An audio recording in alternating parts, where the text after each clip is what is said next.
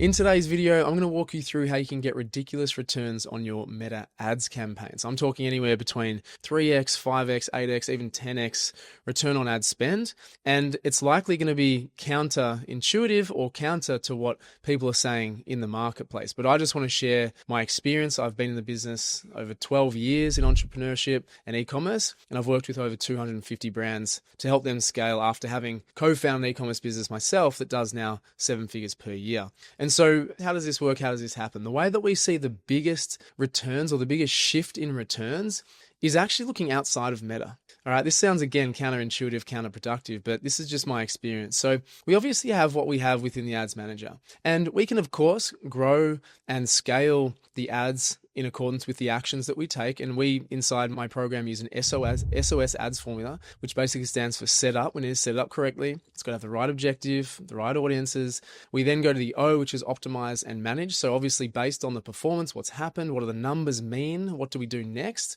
And then S, the other S, is actually scale. So based on those numbers, based on that management, how do we scale these ads? There is the right and wrong way to do ads, completely acknowledging that. And so if you have any of those things out of alignment, of course, we can make really big incremental improvements on your ads. So that's obviously the first thing. Now, assuming you've done all that and you're actually on top of that and managing all of that and continuing to look for opportunities to scale whilst obviously tracking things on a daily basis, it's the things outside of the ads manager that get also big contributions and contribute massively to your scale and also your ads performance. And so let me just use this example.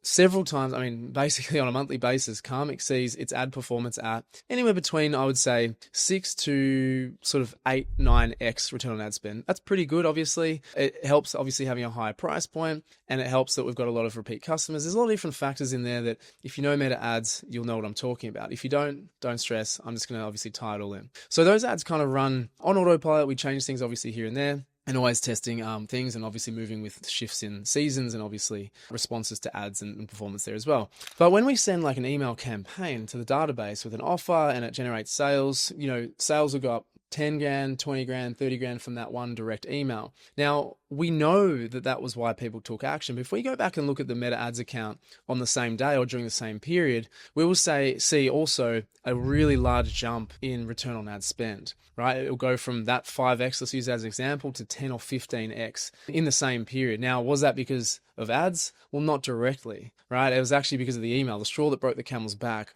was the email. But what we can conclude from that is that the ads were going to the right people. The ads were saying the right thing. People were paying attention. They were going to our site based off those ads, but it was something else that actually made them make the decision to go and purchase. So rightly, Meta has actually attributed in that 7-day attribution window a little tick or a sale to that ad in particular. Now, again, that was actually the direct result from an email, but the ads were being sent to the right people anyway. And so that's just one example of something outside of Meta that helps you get ridiculous improvements and growth with your return on ad spends. And something that people take for granted. This is where agencies pump up, you only just need ads, you only just need this, you only just need that. When it's really the bigger picture that people don't understand because of lack of experience or knowledge, or appreciate because they've been sold something else that you just have to do this one thing. But that's actually why I got out of just Meta ads management. I was actually running a little agency a few years ago. I managed over 100 e-commerce brands ads, and when iOS 14 came in, when Apple changed their privacy changes and Meta had to adjust accordingly, they couldn't track as well, they couldn't target as well. It became apparent that brands needed to focus on things outside of ads, not just for the risk they could shut down your account any day, any time, and suddenly you've lost your full traffic source. It's more from what I just mentioned, that holistic approach to how you run your business.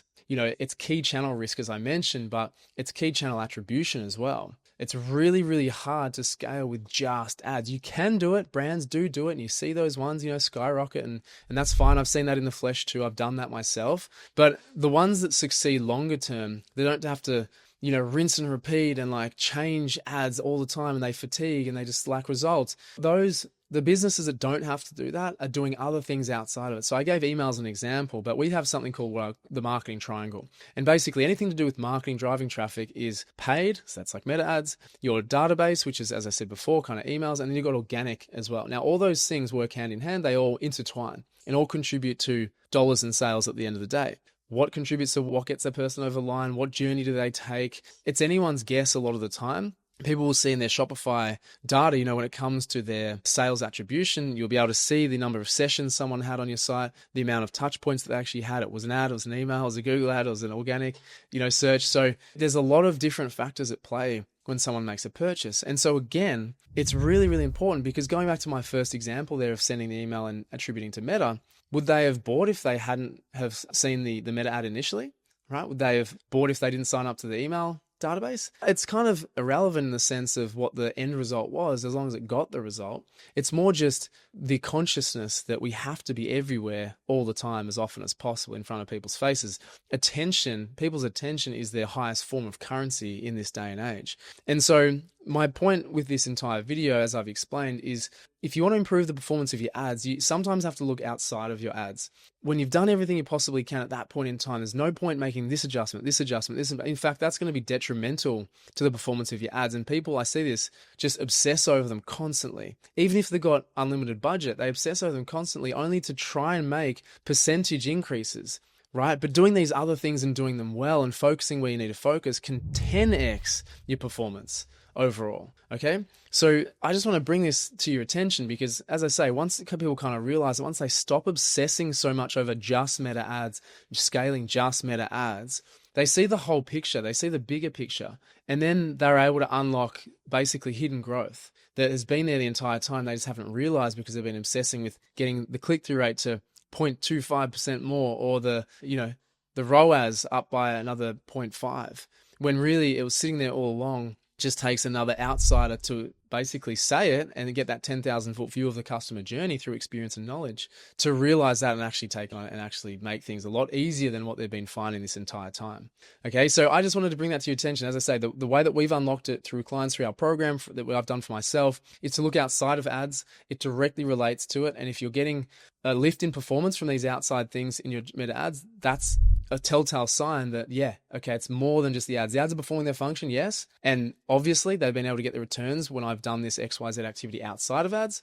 But the cause and effect being, I was doing something more than ads and it was very effective. That's the long and the short of it. And so you need to know exactly, obviously, what that is. But sticking within that marketing triangle is identifying and unlocking new gateways for additional revenue. Okay, so look, I hope this was helpful. I hope this realization was helpful, and hopefully give you some action points to go and look at things outside of your Meta ads, because I've been there, I've obsessed over it. And, if you're not going forwards incrementally, sometimes you go backwards with your performance because you're just obsessing so much. So that's what I want to go through today. I hope this was really valuable for you. If it was, I'd love a subscribe, love a like. We're producing videos like this all the time. If you want to know more about how we help e-commerce businesses, you can click on the link below, find out a little bit more, have a chat if it seems right for you. But other than that, I appreciate you being here till the end. Thanks for watching, and I'll catch you in the next video.